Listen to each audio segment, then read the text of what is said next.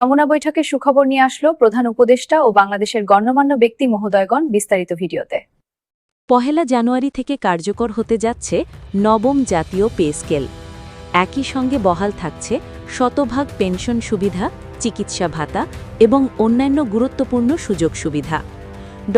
মোহাম্মদ ইউনূসের এই সিদ্ধান্তকে ইতোমধ্যেই ঐতিহাসিক ঘোষণা হিসেবে দেখছেন সংশ্লিষ্টরা। প্রিয় সরকারি চাকুরিজীবী ভাই ও বোনেরা, আজকের সকালের গুরুত্বপূর্ণ আপডেট নিউজে আপনাদের সবাইকে স্বাগতম। যারা আমাদের চ্যানেলে নতুন যুক্ত হয়েছেন তারা এখনই চ্যানেলটি সাবস্ক্রাইব করে পাশে থাকুন, আর অবশ্যই কমেন্টে জানাবেন আপনারা কোন জেলা থেকে আমাদের ভিডিওটি দেখছেন।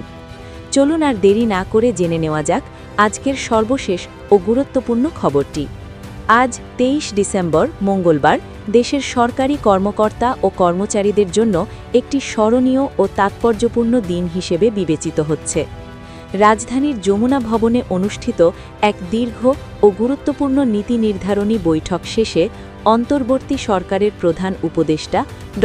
মোহাম্মদ ইউনূস সরকারি চাকুরিজীবীদের জন্য বহুল প্রতীক্ষিত নবম পে স্কেল নিয়ে চূড়ান্ত ঘোষণা দেন।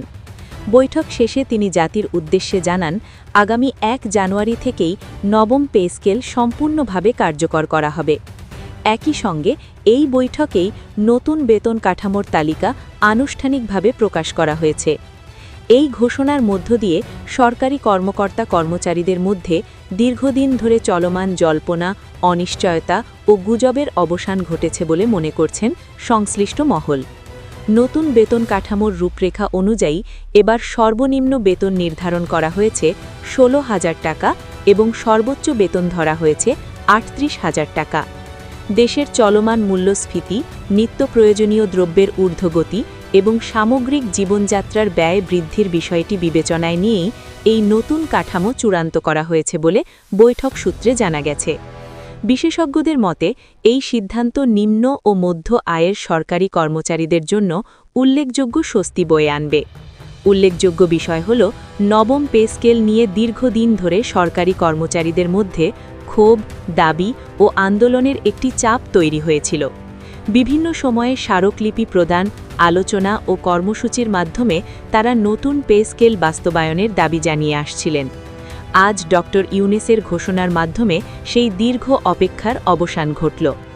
যমুনা ভবনের এই গুরুত্বপূর্ণ বৈঠকে প্রধান উপদেষ্টার সঙ্গে উপস্থিত ছিলেন অর্থনৈতিক উপদেষ্টা, প্রশাসনের শীর্ষস্থানীয় সচিববৃন্দ, বিভিন্ন মন্ত্রণালয়ের প্রতিনিধি এবং পে কমিশনের সদস্যরা।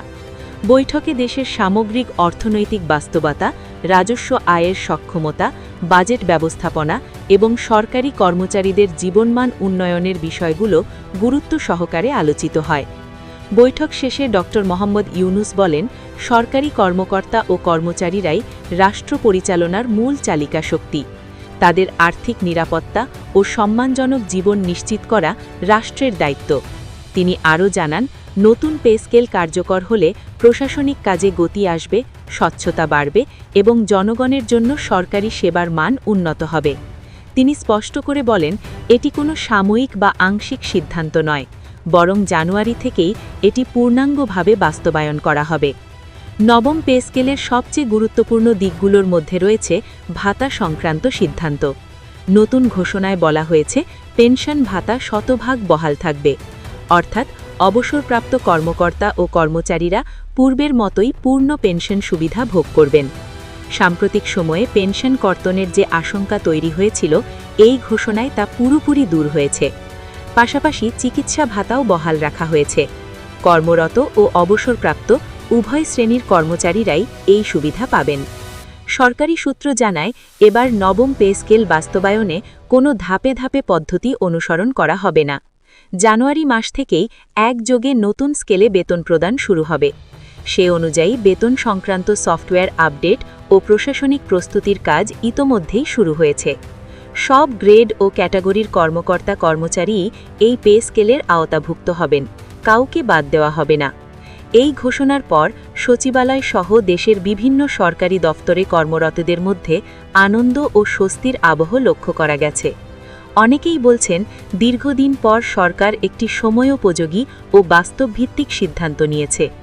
অর্থনীতিবিদদের মতে নতুন পে স্কেল কার্যকর হলে সরকারি কর্মচারীদের ক্রয় ক্ষমতা বাড়বে, বাজারে অর্থের প্রবাহ বৃদ্ধি পাবে এবং সামগ্রিক অর্থনীতিতে ইতিবাচক প্রভাব পড়বে।